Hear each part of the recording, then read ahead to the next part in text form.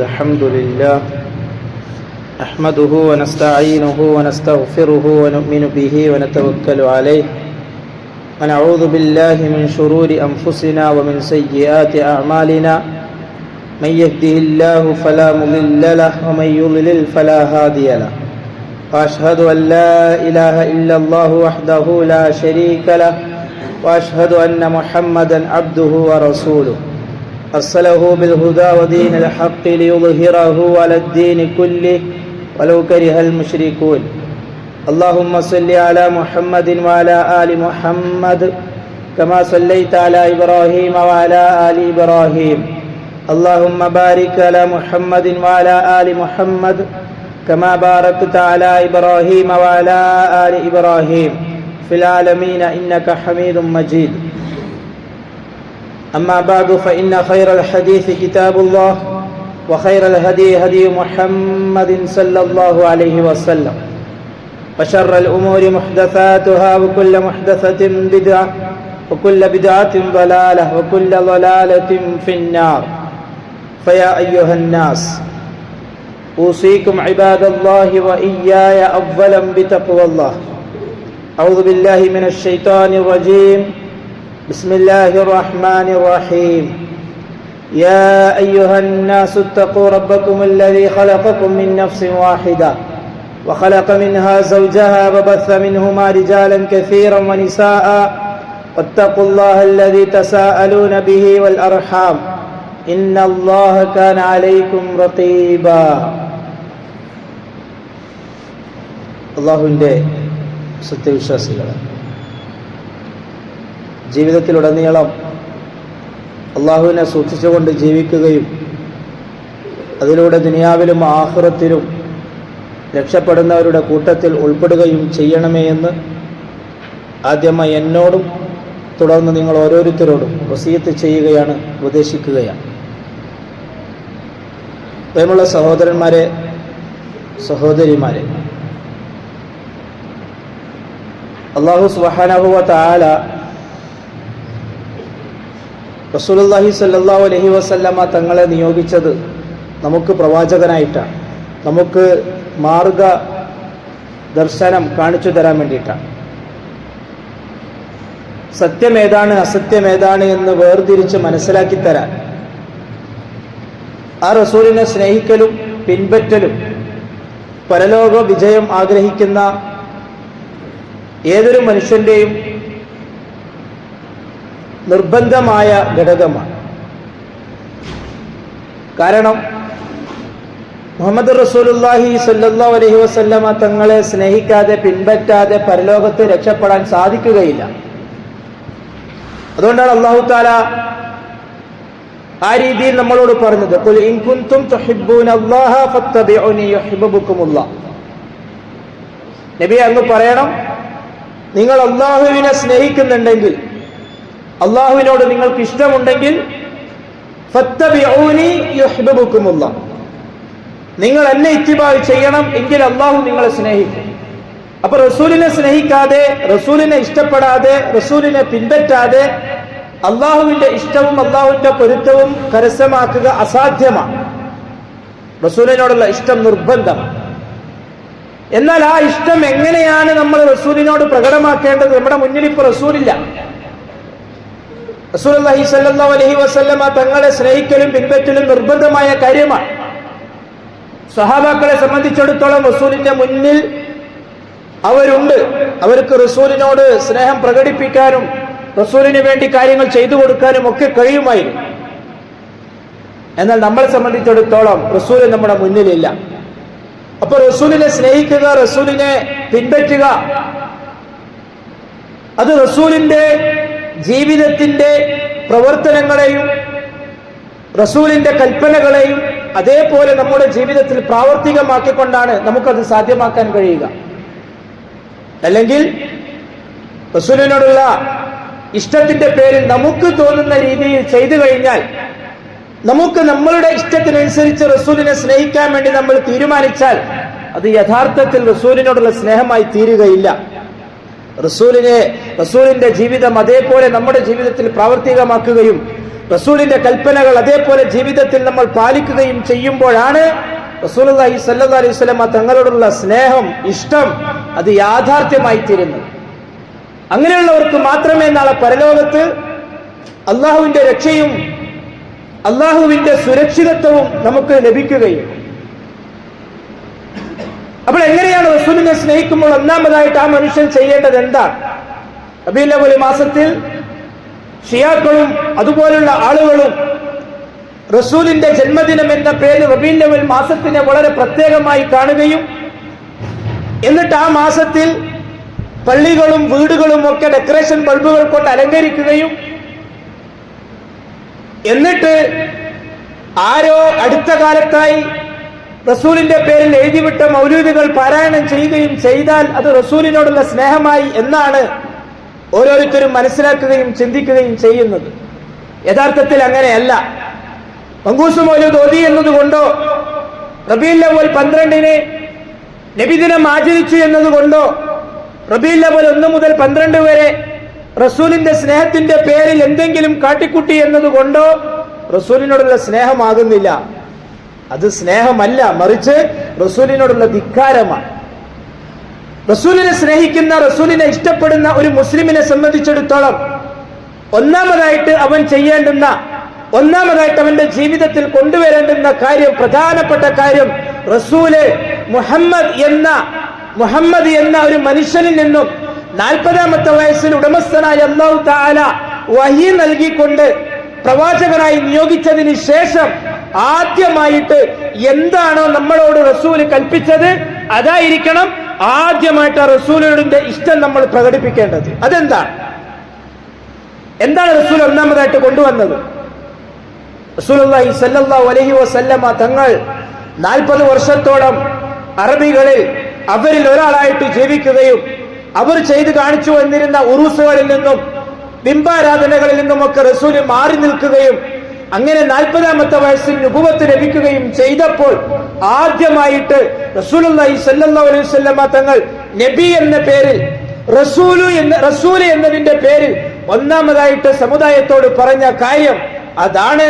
ഒന്നാമതായിട്ട് നാം റസൂലിന്റെ ഇഷ്ടത്തിന്റെ പേരിൽ നമ്മുടെ ജീവിതത്തിൽ കൊണ്ടുവരേണ്ടത്. റസൂലുള്ളാഹി സ്വല്ലല്ലാഹു അലൈഹി വസല്ലമ തങ്ങൾ സഫാ മലന്റെ മുകളിൽ കയറി നിന്നുകൊണ്ട് ഓരോരുത്തരെയും വിളിച്ചു പറഞ്ഞു. ഓരോ ഗോത്രക്കാരെയും വിളിച്ചു. ഫാത്തിമ ബീവിയെ പ്രത്യേകം വിളിച്ചു.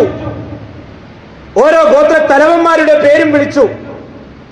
സഫാ മലന്റെ മുകളിൽ നിന്നുകൊണ്ട് അറബികൾക്ക് പ്രിയങ്കരനായ വിശ്വസ്തനായ മുഹമ്മദ് സല്ലല്ലാഹു അലൈഹി വസല്ലം ഇങ്ങനെ എല്ലാവരെയും വിളിക്കുമ്പോൾ അവരാകെ ബേജാറായി. എന്തിനായിരിക്കും വിളിക്കുന്നുണ്ടാവുക? എന്തിനായിരിക്കും മുഹമ്മദ് നമ്മളെ എല്ലാവരെയും അങ്ങോട്ട് ക്ഷണിച്ചത്? എല്ലാവരും മലന്റെ താഴെ ഒരുമിച്ചു കൂടി. അബൂ ലഹബുണ്ട്, അബൂ ജഹലുണ്ട്, അതേപോലെ തന്നെ ഉത്ബത്തുണ്ട്, ഷൈബത്തുണ്ട്, ഖുറൈശി പ്രമുഖന്മാരായ നേതാക്കന്മാരെല്ലാവരും ഉണ്ട്. റസൂലുള്ളാഹി സ്വല്ലല്ലാഹു അലൈഹി വസല്ലം തങ്ങൾ അവരോട് ചോദിച്ചു, ഈ മലന്റെ പിറകിൽ നിന്നും ഒരു സൈന്യം നിങ്ങൾ ആക്രമിക്കാൻ വരുന്നുണ്ടെന്ന് ഞാൻ പറഞ്ഞാൽ നിങ്ങൾ വിശ്വസിക്കോ? ഖുറൈശികൾ ഒന്നടങ്കം പറഞ്ഞു, താങ്കൾ വിശ്വസ്തനാണ്. 40 വർഷക്കാലമായിട്ട് ഞങ്ങൾക്കിടയിൽ ജീവിക്കുന്ന വിശ്വസ്തനായ അമീൻ എന്ന പേര് നൽകപ്പെട്ട വ്യക്തിത്വമാണ്. താങ്കൾ ഇപ്പൊ കളവ് പറയില്ലെന്ന് നമുക്കറിയാം, അതുകൊണ്ട് തീർച്ചയായിട്ടും ഞങ്ങൾ വിശ്വസിക്കും. റസൂലുള്ളാഹി സ്വല്ലല്ലാഹു അലൈഹി വസല്ലം തങ്ങൾ പറഞ്ഞു, ഒരു സൈന്യം എല്ലാവിധ സന്നാഹങ്ങളുമായിട്ട് നിങ്ങളെ ആക്രമിക്കാൻ വരുന്നതിനേക്കാൾ ഗൗരവമുള്ള ഒരു വിഷയമാണ് ഞാൻ നിങ്ങളോട് പറയാൻ വേണ്ടി പോകുന്നത്. അത് ഖൂലു ലാ ഇലാഹ ഇല്ലല്ലാഹ് തുഫ്ലിഹു. റസൂലുള്ളാഹി സ്വല്ലല്ലാഹു അലൈഹി വസല്ലം തങ്ങൾ റസൂലായതിന്റെ പേരിൽ സ്വന്തം സമുദായത്തോട്, ഉമ്മത്തിനോട് ഒന്നാമതായിട്ട് പറഞ്ഞ കാര്യം അതായിരുന്നു. എന്ത്? അല്ലാഹു അല്ലാതെ വേറൊരു ഇലാഹില്ല, അവനെ മാത്രമേ ആരാധിക്കാൻ പാടുള്ളൂ. ഇത് കേട്ടപ്പോ അബൂ ലഹബ്, അബൂ ജഹലിനെ പോലുള്ള ഖുറൈശി പ്രമുഖന്മാരൊക്കെ പൊട്ടിത്തെറിച്ചു. റസൂലിനെ ശപിച്ചു, റസൂലിനെ വേറെയാക്കാൻ തുടങ്ങി. റസൂലിനെ അംഗീകരിച്ചിട്ട് റസൂലിന്റെ കൂടെ മുസ്ലിമായിട്ട് വരുന്ന സഹാബാക്കളെ എല്ലാവരെയും ആക്രമിക്കാൻ തുടങ്ങി, പീഡിപ്പിക്കാൻ തുടങ്ങി, ഭക്ഷണം കൊടുക്കാതിരിക്കാൻ തുടങ്ങി, ചങ്ങലകൾക്കിട്ട് ബന്ധിപ്പിക്കാൻ തുടങ്ങി. അങ്ങനെ പലതരത്തിലുള്ള ദ്രോഹങ്ങൾ ചെയ്യാൻ തുടങ്ങി. എന്തിന്? അല്ലാഹ് മാത്രമേ നമുക്കുള്ളൂ എന്ന് പറഞ്ഞതിന്റെ പേര്. അല്ലാഹ് മാത്രമേ നമുക്കുള്ളൂ എന്ന് പറഞ്ഞതിന്റെ പേര്. അതാണ് തൗഹീദ്. അതാണ് സലഫികൾ ഒന്നാമതായിട്ട് പ്രത്യേകമായിട്ട് സമുദായത്തോട് വിളിച്ചു പറയുന്നത്. എന്തുകൊണ്ട്? തൗഹീദ് ഇല്ലാതെ ജീവിതത്തിൽ എത്ര വലിയ നന്മ ചെയ്താലും അതിന് ഒരു പ്രതിഫലവും ലഭിക്കുകയില്ല. നാളെ പരലോകത്ത് ഒന്നും കിട്ടുകയില്ല. റസൂലുള്ളാഹി സ്വല്ലല്ലാഹു അലൈഹി വസല്ലം തങ്ങൾ ഒന്നാമതായിട്ട് ഉമ്മത്തിനോട് വിളിച്ചു പറഞ്ഞ കാര്യം, നിങ്ങൾ ലാ ഇലാഹ ഇല്ലല്ലാഹ് അംഗീകരിക്കണം, അല്ലാഹ് മാത്രമേ ഉള്ളൂ എന്ന് അംഗീകരിക്കണം. അല്ലാഹുവിന്റെ കൂടെ വേറൊരാളെയും വിളിച്ചു പ്രാർത്ഥിക്കാൻ പാടില്ല. അല്ലാഹുവിന്റെ കൂടെ വേറൊരാൾക്കും നേർച്ചകൾ നടത്താൻ പാടില്ല. അല്ലാഹുവിന്റെ കൂടെ വേറൊരാളെയും സഹായിയായിട്ട് കാണാൻ പാടില്ല. എല്ലാത്തിനും അല്ലാഹ് മാത്രമേ ഉള്ളൂ എന്ന് നിങ്ങൾ അംഗീകരിക്കണം. ഇനി ഇപ്പോൾ എടുത്തു റബീഉൽ അവ്വൽ, ആ മാസത്തിന് ഇസ്ലാമിൽ യാതൊരു പ്രത്യേകതയും ഇല്ല, ഒരു സ്ഥാനവുമില്ല. നാടായ നാട് മുഴുവനും പണ്ടൊക്കെ പള്ളികൾ ഡെക്കറേഷൻ ബൾബുകൾ കൊണ്ട് അലങ്കരിക്കാറില്ലായിരുന്നു. ഇപ്പൊ അത് കൂടുകയാ. പള്ളികൾ മുഴുവനും ക്രിസ്മസിന് ക്രിസ്ത്യൻ ചർച്ചുകൾ അലങ്കരിക്കുന്നത് പോലെ ഡെക്കറേഷൻ ബൾബുകൾ കൊണ്ട് അലങ്കരിച്ചിരിക്കുകയാ. എന്താ കാരണം? റസൂല് ജനിച്ച ദിവസം, റസൂല് ജനിച്ച മാസം. ഇപ്പൊ കേറി വന്ന് വീടുകളും അലങ്കരിക്കാൻ തുടങ്ങി. റബീഉൽ അവ്വൽ മാസത്തിൽ വീടുകളും ഡെക്കറേഷൻ ബൾബുകൾ കൊണ്ട് അലങ്കരിക്കാൻ തുടങ്ങി. റസൂലുള്ളാഹി സ്വല്ലല്ലാഹു അലൈഹി വസല്ലമ തങ്ങൾ പറഞ്ഞു, അല്ലാഹുവിന്റെ ഭവനങ്ങൾ യഹൂദികളുടെയും നസാറാക്കളുടെയും അതുപോലുള്ള അവരുടെ ചര്യകളെ പിൻപറ്റി അതുപോലുള്ള കാഴ്ചകൾ കാണാതെ ഖിയാമത്ത് നാൾ സംഭവിക്കുകയില്ല എന്ന്. സാധാരണ ക്രിസ്ത്യാനികളാണ് ക്രിസ്മസിന് ചർച്ചുകൾ ഇതേപോലെ അലങ്കരിക്കുക ഡെക്കറേഷൻ ബൾബുകൾ കൊണ്ട്. റസൂലുള്ളാഹി സ്വല്ലല്ലാഹു അലൈഹി വസല്ലമ തങ്ങളുടെ സ്നേഹത്തിന്റെ പേരിൽ റബീഉൽ അവ്വൽ മാസത്തിന് കാണിക്കുന്ന ഒന്നാമത്തെ ബിദ്അത്ത് അലങ്കരിക്കുന്നു മസ്ജിദുകൾ. രണ്ടാമത്തെ ബിദ്അത്ത് റബീഉൽ അവ്വൽ 1 മുതൽ 12 വരെ മങ്കൂസ് മൗലൂദ് ചെല്ലുന്നു. മൂന്നാമത്തെ ബിദ്അത്ത് റബീഉൽ അവ്വൽ 12 നബിദിനത്തിന്റെ പേരിൽ ഘോഷയാത്ര നടത്തി അന്നപാനീയങ്ങൾ വിതരണം ചെയ്യുന്നു.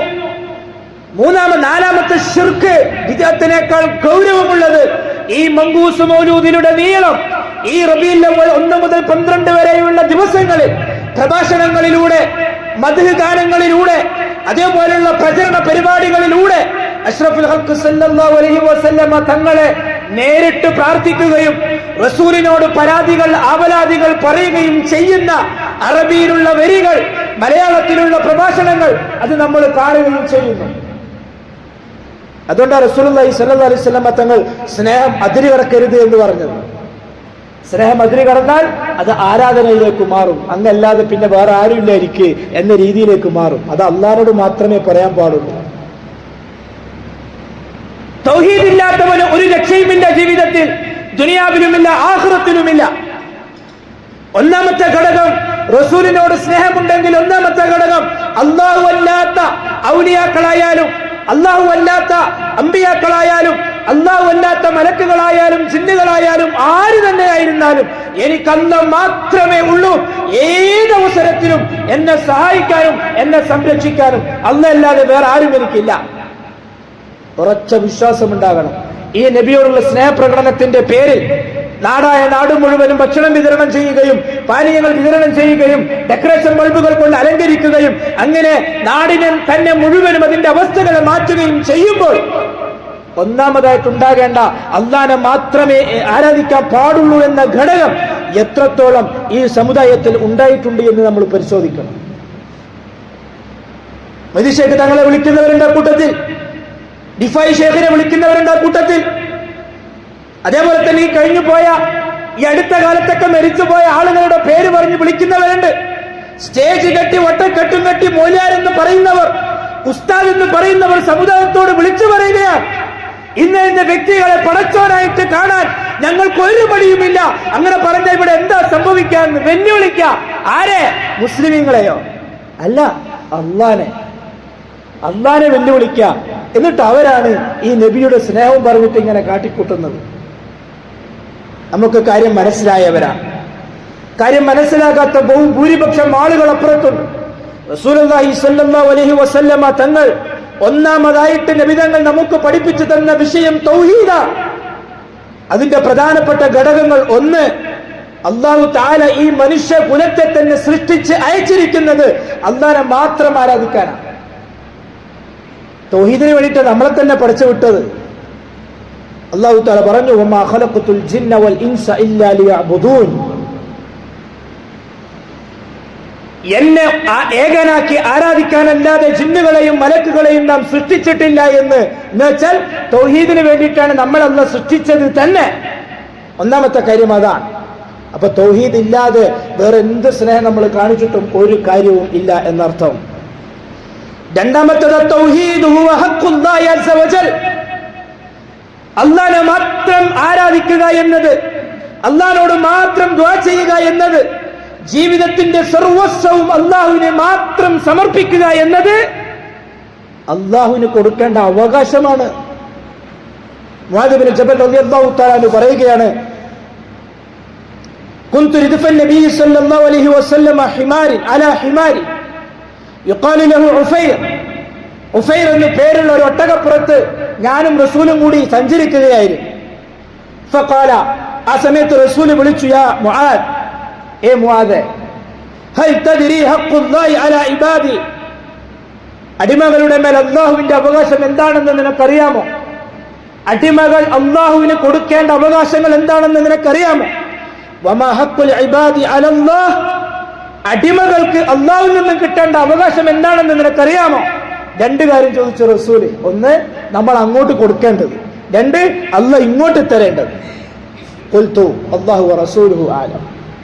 മുആദ് റളിയല്ലാഹു തആല പറഞ്ഞു, അല്ലാഹുക്കും അല്ലാഹുവിന്റെ റസൂലിനും മാത്രമേ അറിയുള്ളൂ. സഹാബാക്കളുടെ ഭയങ്കര ഒരു ഗുണമാണ്, എന്തെങ്കിലും കാര്യം ചോദിച്ചാൽ അറിയില്ലെങ്കിൽ അറിയില്ല എന്ന് മുറിച്ച് പറയുക. നമ്മൾക്കിടയിൽ കുറെ മുഫ്തികളുണ്ട്. ഇസ്ലാമിന്റെ വിഷയങ്ങളും ദീനിന്റെ വിഷയങ്ങളൊക്കെ ചോദിച്ചാൽ പെട്ടെന്ന് തന്നെ അങ്ങ് മറുപടി പറയാ, വലിയ ഉസ്താദായിട്ട്, വലിയ പണ്ഡിതനെ പോലെ. സഹാബാക്കൾ പെട്ടെന്ന് തന്നെ അറിയില്ല എന്ന് പറയും അറിയാത്ത കാര്യങ്ങൾ. അനസ് ബിൻ മാലിക് റളിയല്ലാഹു തആല അൻഹുവിനെ പോലുള്ള ആളുകൾ അറിയുന്ന കാര്യം പോലും ചിലപ്പോൾ അറിയില്ല എന്നാ പറയാ. എന്താ കാരണം അറിയോ? ദീനിന്റെ വിഷയത്തിൽ മറുപടി പറയുമ്പോൾ തെറ്റിപ്പോയാ അള്ളാഹുവോട് മറുപടി പറയേണ്ടി വരില്ലേ? ഹദീസിന്റെയും ഖുർആനിന്റെയും അടിസ്ഥാനത്തിൽ ദീനിന്റെ കാര്യങ്ങൾ തെളിവ് സഹിതം പറയുമ്പോൾ തെറ്റിപ്പോയിട്ടുണ്ടെങ്കിൽ, ഞാൻ പറഞ്ഞതിന് എന്തെങ്കിലും വ്യത്യാസം വന്നു പോയിട്ടുണ്ടെങ്കിൽ ആ വിഷയത്തിൽ അവർ അള്ളാഹനെ പേടിച്ചിരുന്നു. അധിക വിഷയങ്ങൾ നമുക്ക് കാണാൻ സാധിക്കും. സഹാബാക്കളോട് ഇങ്ങനെ ചോദിക്കുമ്പോൾ അവരൊറ്റടിക്ക് പറയുന്നത് അള്ളാഹുവിന്റെ റസൂലിനും അള്ളാഹ്ക്കും മാത്രമേ ഈ വിഷയത്തിൽ നന്നായിട്ട് അറിയുള്ളൂ. മുആദ് റളിയല്ലാഹു തആല അൻഹു അങ്ങനെ തന്നെയാണ് പറയുന്നത്. റസൂലുള്ളാഹി സ്വല്ലല്ലാഹു അലൈഹി വസല്ലം തങ്ങൾ പറഞ്ഞു, ഫഇന്ന ഹഖ്ഖല്ലാഹി അലാ ഇബാദിഹി അൻ യഅബുദൂഹു വലാ യുശ്രികൂ ബിഹി ശൈഅ. നമ്മൾ അള്ളാഹ്ക്ക് കൊടുക്കേണ്ട ഒന്നാമത്തെ പ്രധാനപ്പെട്ട അവകാശം അള്ളാഹുവിന്റെ അവകാശമാണ്. അത് അള്ളാഹ് വാങ്ങിയിരിക്കും. എന്താണെന്നറിയാം? അള്ളാഹനെ മാത്രം ആരാധിക്കുക. അള്ളാഹ് അല്ലാതെ ആരാധിക്കപ്പെടുന്ന ഒരാൾ ഈ ഭൂമി ലോകത്ത് ഉണ്ടാകാൻ പാടില്ല. അത് അള്ളാഹ്ക്ക് നിർബന്ധമാണ്. അള്ളാഹിനോടല്ലാതെ എന്റെ അടിമകൾ പ്രാർത്ഥിക്കാൻ പാടില്ല. അള്ളാഹ്ക്ക് നിർബന്ധമാണ്. അള്ളാഹിന്റെ മുന്നിലല്ലാതെ തലകുനിക്കാൻ പാടില്ല. വേറെ ആരുടെ മുന്നിൽ തലകുനിക്കാൻ പാടില്ല. അത് അള്ളാഹിന്റെ നിർബന്ധമാണ്. അള്ളാഹിന്റെ മുന്നിൽ മാത്രമേ സൃഷ്ടികൾ ആവലാതി പറഞ്ഞ് കരയാൻ പാടുള്ളൂ. അത് അള്ളാഹിന്റെ അവകാശമാണ്, കൊടുത്തേ പറ്റൂ. വലാ യുശ്രികൂ ബിഹി ശൈഅ. ഈ വിഷയത്തിൽ ഒന്നും അള്ളാഹിന്റെ കൂടെ വേറെ ഒരാളെയും നമ്മൾ പങ്കാളിയാക്കാൻ പാടില്ല. ഏതുപോലെ മരിച്ചിട്ട് മയ്യത്തിനെ റൂഹിനെ കൊണ്ടുപോകുമ്പോൾ ആ റൂഹിനെ തിരിച്ചു തരാൻ മൊയ്‌ദിശേഖ് തങ്ങൾക്ക് സാധിക്കുമെന്ന് വിശ്വസിക്കുന്നത് പോലെ ശിയാക്കൾ മരിക്കാൻ കിടക്കുന്ന ആള് യാ മൊയ്‌ദിശേഖ് തങ്ങളെ എന്ന് വിളിച്ചാൽ മൊയ്‌ദിശേഖ് തങ്ങൾ വന്നിട്ട് ലാ ഇലാഹ ഇല്ലല്ലാഹ് പറഞ്ഞു കൊടുക്കാനുള്ള കഴിവിട്ട് കൊടുക്കുമെന്ന് വിശ്വസിക്കുന്നത് പോലെ, മഴ എടുത്തിട്ട് കടലിൽ എറിഞ്ഞാൽ മഴ വർഷിക്കുമെന്ന് വിശ്വസിക്കുന്നത് പോലെ, മീകായിലിനെയും അതുപോലുള്ള മലക്കുകളെയും വിളിച്ചിട്ട് ആ മലക്കുകളോട് ആജ്ഞാപിച്ച് മഴയും അതേപോലെ തന്നെ വെള്ളവും ഒക്കെ വർഷിപ്പിക്കാൻ വേണ്ടി പറഞ്ഞാൽ അവരത് ചെയ്യുമെന്ന് വിശ്വസിക്കുന്നത് പോലെ, അള്ളാഹു അല്ലാത്ത ഔലിയാക്കളെന്ന് മനുഷ്യര് പേരിട്ട് വിളിക്കുന്ന കുറെ ഔലിയാക്കന്മാർ, അവരൊക്കെയും നമ്മുടെ ജീവിതത്തിൽ നമുക്ക് വേണ്ട കാര്യങ്ങൾ, അള്ളാഹ്ക്ക് മാത്രം കഴിയുന്ന കാര്യങ്ങൾ നമുക്ക് ചെയ്തു തരുമെന്ന് വിശ്വസിക്കുന്നത് പോലെ, മഴയായാലും ഭക്ഷണമായാലും ജോലിയായാലും ആയുസ്സായാലും രോഗശമനമായാലും അള്ളാഹു അല്ലാതെ വേറെ ആർക്കെങ്കിലും കഴിയുമെന്നവൻ വിശ്വസിച്ചാൽ അവൻ മുശ്രിക്കാൻ ഒരു സംശയമില്ല കാര്യത്തിൽ. ഇത് അള്ളാഹ്ക്ക് ഇഷ്ടമല്ല. യൂസുഫ് അലൈഹി സ്വലാത്തു വസ്സലാം ജയിലിൽ കിടന്നിട്ട് ജയിലിൽ നിന്ന് മോചിതനായിട്ട് കൊട്ടാരത്തിലേക്ക് പോകുന്ന ആ സേവകനോട് ഒരു കാര്യം പറയുന്നുണ്ട്. നിന്റെ യജമാനനോട് എന്റെ കാര്യം ഒന്ന് പറയണേ, എന്റെ കാര്യം ഒന്ന് ബോധിപ്പിക്കണേ. സൂറത്ത് യൂസുഫിൽ അല്ലാഹു തആല പറയുന്നുണ്ട്. മുഫസ്സിറുകൾ പറയുന്നുണ്ട്, അതില് യൂസുഫ് അലൈഹി സ്വലാത്തു വസ്സലാം ആ രാജാവിനോട് പരാതി പറയാൻ വേണ്ടി പറഞ്ഞത് അള്ളാഹ്ക്ക് ഇഷ്ടപ്പെട്ടിട്ടില്ല. അങ്ങനെ ആ സേവകരിൽ നിന്നും ആ കാര്യം, യൂസുഫിന്റെ കാര്യമേ അല്ലാഹു തആല മറപ്പിച്ചു കളഞ്ഞു. 6 വർഷം വീണ്ടും ജയിലിൽ കടന്നു. അള്ളാഹിനോട് പറയേണ്ടത് അള്ളാഹിന്റെ സൃഷ്ടികളോട് പറഞ്ഞത് അള്ളാഹ്ക്ക് ഇഷ്ടമല്ല. കരയുന്നതും ആവലാതി ബോധിപ്പിക്കുന്നതും തലകുനിക്കുന്നതും എല്ലാം അള്ളാഹിന്റെ മുന്നിൽ മാത്രം. കാരണം മുഅ്മിനീങ്ങൾക്ക് ഇസ്സത്തുണ്ട്.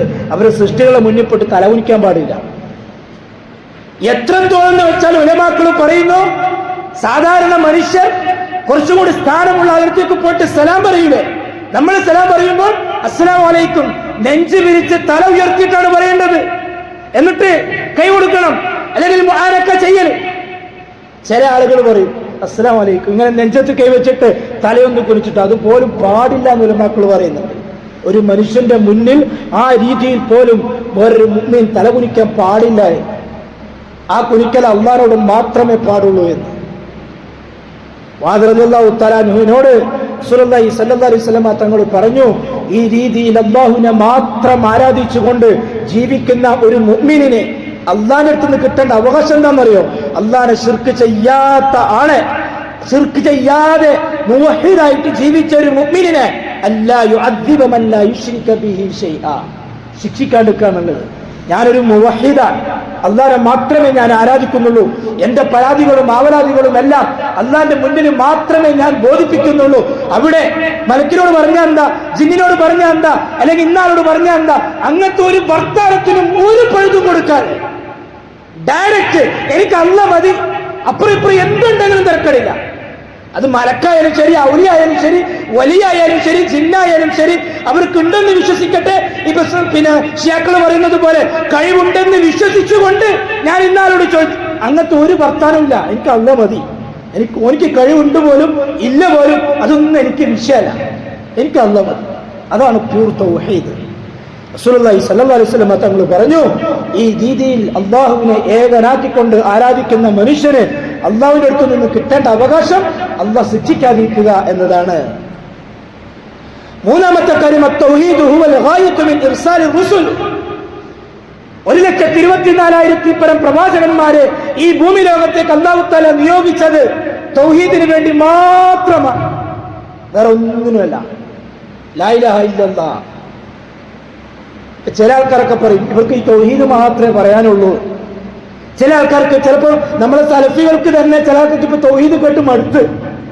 എന്തിനാ അങ്ങനെ പറയുന്നത്? നമ്മളെല്ലാ വിഷയങ്ങളും പറയണ്ടേ? തൗഹീദ് തന്നെ പറഞ്ഞു കൊടുക്കണ്ടല്ലോ. സഹോദരങ്ങളെ, നമ്മളെ സൃഷ്ടിച്ചത് തന്നെ തൗഹീദിന് വേണ്ടിയിട്ടാണ്. സഹോദരങ്ങളെ, അംബിയ മുസ്ലിങ്ങൾ അല്ലാഹു തആല നിയോഗിച്ചത് തൗഹീദിന് വേണ്ടിയിട്ടാണ്.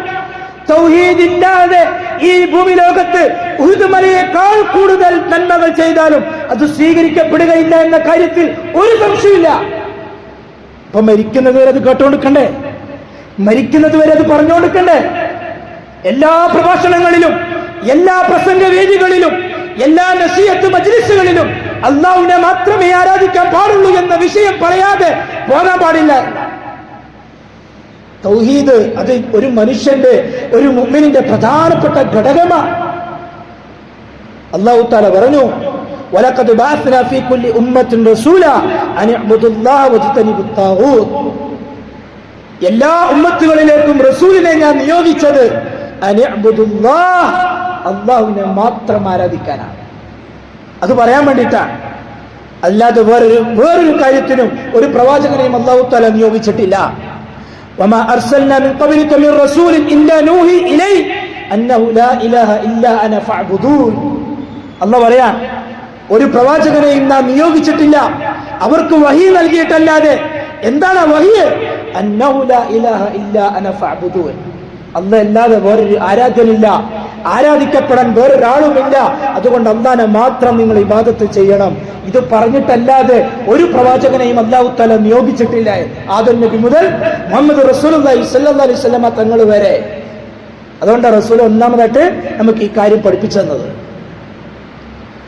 റസൂലുള്ളാഹി സ്വല്ലല്ലാഹു അലൈഹി വസല്ലം തങ്ങൾ പറഞ്ഞു, ഖൈറു ദുആഇ ദുആ യൗമിൽ അറഫ, ദുആകളിൽ വെച്ച് ഏറ്റവും അഫ്ളലായ ശ്രേഷ്ഠതയുള്ള ദുആ അറഫാത്ത് ദിവസം ചെയ്യുന്ന ദുആയ. അറഫാത്ത് ദിവസം ചെയ്യുന്ന ദുആക്ക് പെട്ടെന്ന് തന്നെ ഉത്തരം കിട്ടുമെന്ന്.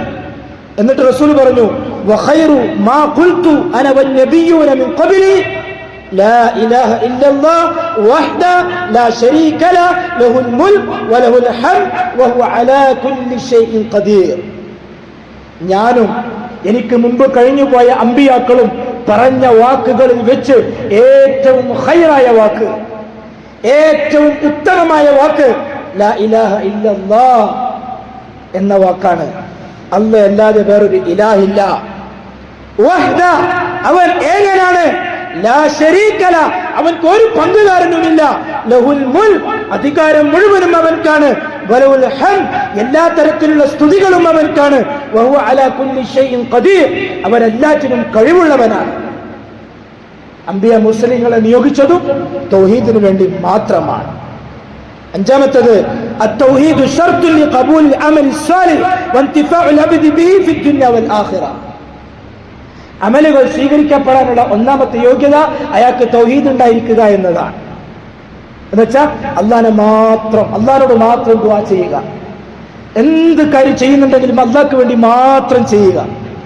അതില്ലെങ്കിൽ വേറെ എന്ത് ചെയ്തിട്ട് കാര്യമില്ല. لو أن إنسانا نصرانيا أو مشركا يعني يعبد الله عز وجل ويعبد المسيح يدعي أن المسيح ابن الله وأن الله ثالث ثلاثة أو غير ذلك من مذاهبهم الباطلة. ഇവിടെ ഇതിന്റെ വിശദീകരണമായിട്ട് അദ്ദേഹം പറയാണ്, മുസ്ലിമായിട്ട് അള്ളാഹനെ വിശ്വസിച്ചുകൊണ്ട് ലാ ഇലാഹ ഇല്ലല്ലാഹ് വിശ്വസിച്ച ഒരാള്, അയാള് ഈസാ നബി അള്ളാഹുവിന്റെ മകനാണെന്ന് വിശ്വസിക്കുന്നു, അല്ലെങ്കിൽ അള്ളാഹു താല മൂന്നാമതിൽ ഒരാളാണെന്ന് വിശ്വസിക്കുന്നു, ക്രിസ്ത്യാനികളുടെ വാദം പോലെ. അല്ലെങ്കിൽ ഈ പറഞ്ഞതുപോലെ മൊയ്തീൻ ശൈഖ് തങ്ങളെയോ അതുപോലുള്ള ഉലിയാക്കളെയോ അള്ളാഹുവിന്റെ കൂടെ ചേർത്തിട്ട് അള്ളാഹ് കാണുന്നത് പോലെ കാണുന്നവരാണെന്ന് വിശ്വസിക്കുന്നു, അള്ളാഹ് കാണുന്നത് കേൾക്കുന്നത് പോലെ കേൾക്കുന്നവരാണെന്ന് വിശ്വസിക്കുന്നു, അള്ളാഹ്ക്ക് കഴിയുന്നത് പോലെ കഴിയുമെന്ന് വിശ്വസിക്കുന്നു. അങ്ങനെ വിശ്വസിച്ചാൽ ഹാദൽ ഇൻസാൻ, ഇങ്ങനെ വിശ്വസിക്കുന്ന ഒരു മനുഷ്യൻ, അള്ളാഹ് പുറത്തു തരുന്നത് പോലെ റസൂലുള്ള പുറത്തു തരുമെന്ന് വിശ്വസിക്കുന്നവൻ, അല്ലാഹു തആല മക്കളെ തരുന്നത് പോലെ വേറെന്തെങ്കിലും ശൈഖോ മലക്കോ അമ്പിയാക്കളോ മക്കളെ തരുമെന്ന് വിശ്വസിക്കുന്നവൻ, അല്ലാഹു തആല ജോലി തരുന്നത് പോലെ ഏതെങ്കിലും വലിയനെ വിളിച്ചാൽ ജോലി കിട്ടുമെന്ന് വിശ്വസിക്കുന്നത് പോലെ, അതേപോലെ തന്നെ അല്ലാഹു രോഗം മാറ്റി തരുമെന്ന് അല്ലാഹു തആല രോഗം മാറ്റുന്നത് പോലെ വേറെന്തെങ്കിലും ശൈഖിനെയോ ഏതെങ്കിലും നബിയെയോ ഏതെങ്കിലും പ്രവാചകനെയോ വിളിച്ച് പ്രാർത്ഥിച്ചാൽ അവർ രോഗം മാറ്റി തരുമെന്ന് ഏതെങ്കിലും ഒരുത്തൻ വിശ്വസിച്ചാൽ, ഹാദൽ ഇൻസാൻ ലൗ തസദ്ദഖ ബിസദഖത്തിൻ, ഇങ്ങനെ വിശ്വസിക്കുന്ന ഒരു മനുഷ്യൻ ഏതുപോലെ ഇർതകബതു അലൽ ഖതാ ഗൈറ ഹസ്രിൻ വഅദദ് ലക അഷ്കു ഫീഹി യാ സയ്യിദി ഖൈറൻ നബി. 4 വരി, ശിർക്കിന്റെ 4 വരി. റബീഉൽ അവ്വൽ 1 മുതൽ 12 വരെ ശിയാക്കളുടെ പള്ളിയുടെ മിനാരങ്ങളിൽ നിന്ന് നമ്മൾ കേൾക്കുന്ന 4 വരി. അവർ പച്ചയായ ശിർക്ക് പ്രഖ്യാപിക്കുകയാണ്. അവർ റസൂലുള്ളാഹി സ്വല്ലല്ലാഹു അലൈഹി വസല്ലം തങ്ങളെ അല്ലാഹുവിന്റെ കൂടെ ചേർക്കുകയാണ്. അവർ എന്റെ പാപങ്ങളൊക്കെ നീ പൊറുത്തു തരണം, നീയാണ് എനിക്ക് ഇലാഹായിട്ടുള്ളത്, എന്റെ പാപങ്ങൾ പൊറുത്തു തരാൻ നീ അല്ലാതെ വേറെ ആരുമില്ല അല്ലാഹുവേ എന്ന് അല്ലാഹുവോട് പ്രാർത്ഥിക്കുന്നതിനു പകരം റസൂലുള്ളാഹി സ്വല്ലല്ലാഹു അലൈഹി വസല്ലം തങ്ങളുടെ സ്നേഹത്തിന്റെ പേരിൽ മങ്കൂസ് മൗലൂദിലുള്ള 4 വരികൾ, ഹേ റസൂലല്ലാഹ്, അമ്പിയാക്കളിൽ ഉത്തമരായിട്ടുള്ളവരെ എന്റെ ആപരാധികളും എന്റെ പരാതികളും അങ്ങയുടെ മുന്നിൽ ഞാനിതാ ബോധിപ്പിക്കുകയാണ്, ഞാനിതാ പരാതി പറയുകയാണ്, അല്ലാഹുവിന്റെ റസൂലിനോട് പരാതി പറയുകയാണ്. ഇങ്ങനെ വിശ്വസിക്കുന്ന, ഇങ്ങനെ പറയുന്ന ഏതൊരു മനുഷ്യനും അവൻ സ്വതക്ക ചെയ്താലും, അവൻ ഫക്കീറുകളെ മിസ്കിന്മാരെ പാവപ്പെട്ടവരെ സഹായിച്ചാലും, അവൻ വലിയൊരു ഹോസ്പിറ്റലോ വലിയൊരു പള്ളിയോ നിർമ്മിച്ചാലും, അല്ലെങ്കിൽ കുടുംബബന്ധം ചേർക്കുന്നു, മാതാപിതാക്കൾക്ക് നന്മ ചെയ്യുന്നു, ആര്? ഔലിയാക്കളെ വിളിക്കുന്നവൻ, അല്ലാഹ്ക്ക് പുറമെ ഔലിയാക്കളെ വിളിക്കുന്നവൻ, പ്രവാചകനോട് സഹായം തേടുന്നവൻ, പ്രവാചകനോട് പാപങ്ങളെ പുറത്തു തരാൻ വേണ്ടി തേടുന്നവൻ, ഇതേപോലെ മൗലൂദുകളിലും മാലകളിലും ഒക്കെ ശിർക്കിന്റെ വരികൾ പാടി നടക്കുന്നവൻ, ഇവൻ മാതാപിതാക്കളോട് നന്മ കാണിക്കുന്നു, നിസ്കരിക്കുന്നു, നോമ്പെടുക്കുന്നു, സക്കാത്ത് കൊടുക്കുന്നു, എല്ലാ തരത്തിലുള്ള നന്മകളും ചെയ്യുന്നു. എന്നിട്ടോ ഹൽ യുഖ്ബലു മിൻഹു അബ്ദുല്ലാഹ് ഹൽ യുഖ്ബലു മിൻഹു ഇല്ലല്ലാഹ്, അള്ളാഹുവിന്റെ അടിമ എന്ന നിലക്ക് അവനിൽ നിന്ന് അത് സ്വീകരിക്കപ്പെടുമോ? ഒരാൾ ചോദിക്കാൻ, ഇങ്ങനെ എല്ലാ നന്മകളുമായി ചെയ്യുന്നുണ്ട്. പക്ഷേ അള്ളാഹ്ക്ക് പുറമെ ഇങ്ങനെ കുറെ ആൾക്കാരും വിളിക്കുന്നുണ്ട്. സ്വീകരിക്കപ്പെടുമോ? അൽ ജവാബ് ലാ യുഖ്ബലു ലിമാദാ ലിഅന്നഹു മുശ്രികുൻ. ഒന്നും സ്വീകരിക്കപ്പെടുകയില്ല. എന്തുകൊണ്ട്? അവൻ മുശ്രിക്കാണ്. ക്ലിയർ അല്ലേ? അല്ലാഹനെ അല്ലാതെ വേറെ ആരെ വിളിച്ചാലും, അത് അഷ്റഫുൽ ഖൽഖ് സല്ലല്ലാഹു അലൈഹി വസല്ലമ തങ്ങളെയാണെങ്കിൽ പോലും അല്ലാഹനോട് പറയേണ്ട കാര്യം റസൂലിനോട് പറഞ്ഞാൽ അവൻ നിസ്കരിക്കാൻ നിസ്കാരം ചെയ്യാവൂല. അവൻ മാതാപിതാക്കൾ എത്ര നോക്കിയാലും അവന്റെ ആ നന്മകൾക്ക് പ്രതിഫലം കിട്ടൂല. അവൻ സക്കാത്ത് കൊടുത്താൽ, കോടികൾ കൊടുത്താലും ആ സക്കാത്ത് സ്വീകരിക്കപ്പെടൂല. അവൻ കാലം മുഴുവനും നോമ്പെടുത്താലും ആ നോമ്പ് സ്വീകരിക്കപ്പെടൂല. കോടികൾ ചെലവാക്കി വലിയ കൊട്ടാരം പോലത്തെ പള്ളി ഉണ്ടാക്കി സമൂഹത്തിന് അവൻ ഒരുക്കിക്കൊടുത്തു, എന്നാലും അതിനൊരു പ്രതിഫലം കിട്ടൂല. എന്തുകൊണ്ട്? അവൻ മുശ്രിക്കാണ്. അല്ലാത്ത മറ്റു അമ്പിയാക്കളെയും ഔലിയാക്കളെയും വിളിക്കുകയും പ്രാർത്ഥിക്കുകയും ചെയ്യുന്നവനാണ്. നാളെ ആഖിറത്തിൽ ഒരു പ്രതിഫലം എനിക്ക് കിട്ടൂല. അല്ലാഹു കാക്കട്ടെ. ഇത് ഖബൂലാണ്, ഇത് ഷർത്താണ്. അമലുകൾ സഹിയാകാനുള്ള ഷർത്ത്, ഒന്നാമത്തെ ഷർത്താണ് അല്ലാഹനെ മാത്രം ആരാധിക്കുക എന്നത്, തൗഹീദ് ഉണ്ടാവുക എന്നത്. ഇതാണ് സഫാ മലയുടെ മുകളിൽ വെച്ച് റസൂലുള്ളാഹി സ്വല്ലല്ലാഹു അലൈഹി വസല്ലമ തങ്ങൾ ഒന്നാമതായിട്ട് മുസ്ലിം ലോകത്തോട് പ്രഖ്യാപിച്ചത്, അല്ല ലോക മനുഷ്യരോട് പ്രഖ്യാപിച്ചത് ലാ ഇലാഹ ഇല്ലല്ലാഹ്. ഇതില്ലാതെ റസൂലിനോട് നേരിട്ട് പ്രാർത്ഥിച്ചിട്ട്, റസൂലിനോട് നേരിട്ട് അപരാധി പറഞ്ഞിട്ട്, പള്ളികൾ അലങ്കരിച്ചിട്ടോ മങ്കൂസ് മൗലൂദ് ചൊല്ലിയിട്ടോ, അല്ലെങ്കിൽ ഒരു കിൻഡൽ അരി ബിരിയാണി വെച്ചിട്ടോ 2-3 പോത്തിനെ അറുത്തിട്ട് ബിരിയാണി വിളമ്പിയിട്ടോ, റസൂലിന്റെ പേരും പറഞ്ഞിട്ട് ബസ് സ്റ്റാൻഡുകളിലും അതേപോലെ തന്നെ തെരുവുകളിലുമൊക്കെ നബി ദിനത്തിന്റെ പേരിൽ മുസ്ലിമീങ്ങൾക്കും അമുസ്ലിമീങ്ങൾക്കും യാത്രക്കാർക്കും ഒക്കെ നാരങ്ങ വെള്ളം കൊടുത്തിട്ടോ പ്രതിഫലം ആഗ്രഹിച്ചിട്ടാണോ? കിട്ടൂല. ഉറപ്പാണ്. ഇത് ഉറപ്പിച്ച് പറയാൻ നമുക്ക് കഴിയണം. കാരണം ഉലമാക്കൾ നമുക്ക് പഠിപ്പിച്ചു തന്നതാണ്. അമലുകൾ സ്വീകരിക്കപ്പെടാൻ തൗഹീദ് ഷർത്താണ്. നിങ്ങൾ നബിയോട് ഇർതകബത്ത് ചൊല്ലിയിട്ട് ഈ നന്മകൾ ചെയ്തിട്ട് നിങ്ങൾക്ക് ഒരു പ്രതിഫലവും കിട്ടൂല എന്ന് ഉറപ്പിച്ചു പറയാൻ നമുക്ക് സാധിക്കണം. അതേപോലെ തന്നെ ഈ പറയുന്ന ശിർക്കുകളിൽ നിന്നും ബിദ്അത്തുകളിൽ നിന്നും മാറി നിൽക്കാനും നമുക്ക് സാധിക്കണം. ഭൂരിപക്ഷം ആളുകളും നമ്മുടെ ശരീരത്തിന്റെയും നമ്മുടെ ഇച്ഛകൾക്കും അനുസരിച്ചിട്ടുള്ള കാര്യങ്ങൾ അപ്പോൾ ചെയ്യുമ്പോൾ അത് ബിദ്അത്താണ്, ശിർക്കാണ്. അതുകൊണ്ട് ഞാൻ അതിനോട് കൂട്ടുകൂടാൻ പാടില്ല എന്ന് തോന്നി അതിൽ നിന്നും മാറി നിൽക്കാനും നമുക്ക് സാധിക്കണം.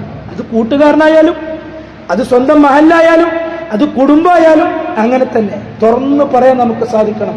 ശിർക്കുമായി ബന്ധപ്പെട്ടിട്ടുള്ള വിഷയത്തിൽ യാതൊരു അഡ്ജസ്റ്റ്മെന്റിനും നമ്മൾ തയ്യാറല്ല. അത് സ്വന്തം കുടുംബമായാലും ശരി, അമുസ്ലിമായാലും ശരി. ശിർക്കാണോ? ആദർശത്തിന്റെ വിഷയത്തിൽ അഡ്ജസ്റ്റ്മെന്റ് ഇല്ല. അള്ളാഹ്ക്ക് പകരം വേറൊരാൾ വെക്കുന്ന ആള് അയാളോട് സപ്പോർട്ട് ചെയ്തിട്ട് നിൽക്കുക, അവരുടെ ആരാധനക്ക് സപ്പോർട്ട് ചെയ്തിട്ട് നിൽക്കുക. ഞാനില്ല. മറ്റു പല കാര്യങ്ങൾ, അനുഷ്ഠാനങ്ങൾ, സാധാരണ നമ്മൾ പറയുന്നത് പോലെ പോത്തിനറുക്കാൻ വേണ്ടിയിട്ട് ഉള്ളിയത്തെറുക്കാൻ വേണ്ടി വെച്ചു, അപ്പുറത്തുള്ള ആൾ വന്നിട്ട് പറഞ്ഞു ഞാൻ ആരാധിക്കുന്നതല്ലേ, നിങ്ങൾ അതിനർത്ഥം എനിക്ക് വേദന ഉണ്ടാവില്ല. അപ്പൊ അയാളോട് നമുക്ക് എന്ത് നിലപാട് സ്വീകരിക്കാം? ഓക്കെ, ഞാൻ പോത്തിനെ മാറ്റിയിട്ട് ഒരു ആട്ടിനറുക്കാൻ തീരുമാനിച്ചു. ആട്ടിനെ നീ ഏതായാലും ആരാധിക്കുന്നില്ലല്ലോ, പശുവിനെ ഏതായാലും നീ ആരാധിക്കുന്നില്ലല്ലോ, അല്ല ആടിനെ ഏതായാലും നീ ആരാധിക്കുന്നില്ലല്ലോ, അതുകൊണ്ട് പശു ആയാലും പോത്തായാലും ഞാൻ അതിനെ മാറ്റി നിർത്താം. കാരണം പോത്തിനെ തന്നെ അറുക്കണം, പശുവിനെ തന്നെ അറുക്കണം, അല്ലെങ്കിൽ ആട്ടിനെ തന്നെ അറുക്കണം എന്ന് നിയമമൊന്നുമില്ല. എനിക്ക് കഴിയുന്നത് പോലെ ഒന്നുകിൽ ആട്, അല്ലെങ്കിൽ ഒട്ടകം, അല്ലെങ്കിൽ ഈ മാട് പോലുള്ള ഏതെങ്കിലും മൃഗത്തിന് അറുത്താൻ മതി. എനിക്ക് വേദനിക്കുന്നുണ്ടെങ്കിൽ ഞാൻ മാറ്റാം. ഇനി വേറൊരാളെന്ന് പറയാം നീ അള്ളാനെ മാത്രം ആരാധിക്കുന്നു, ഞാൻ ഇന്നാളും കൂടി ആരാധിക്കുന്നുണ്ട്, അതും കൂടി നിനക്ക് ചെയ്തൂടെ? നോ.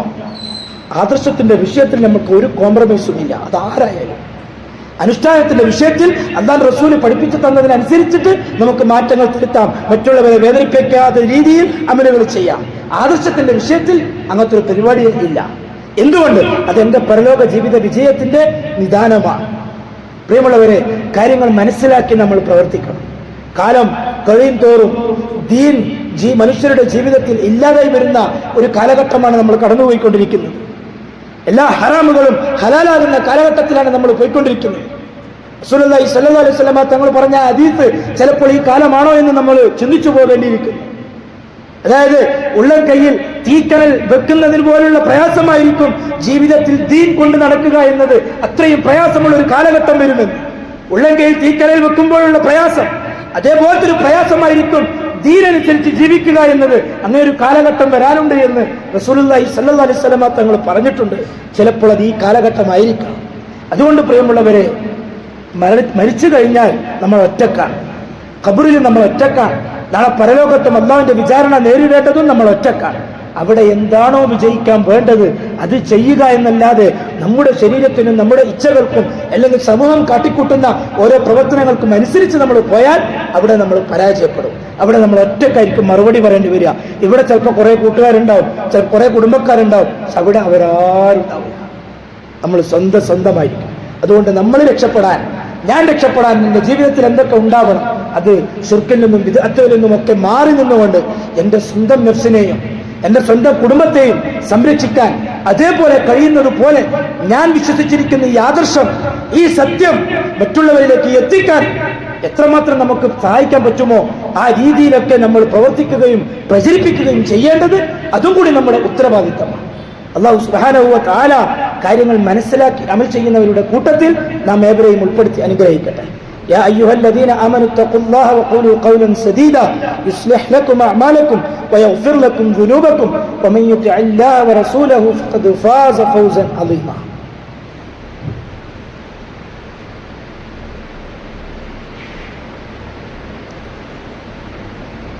الحمد لله رب العالمين الصلاة والسلام على أشرف المرسلين وعلى آله وصحبه أجمعين أما بعد أعوذ بالله من الشيطان الرجيم يا أيها الذين آمنوا اتقوا الله حق تقاته ولا تموتن إلا وأنتم مسلمون فيا أيها الناس أوصيكم عباد الله ثانيا وإياي بتقوى الله.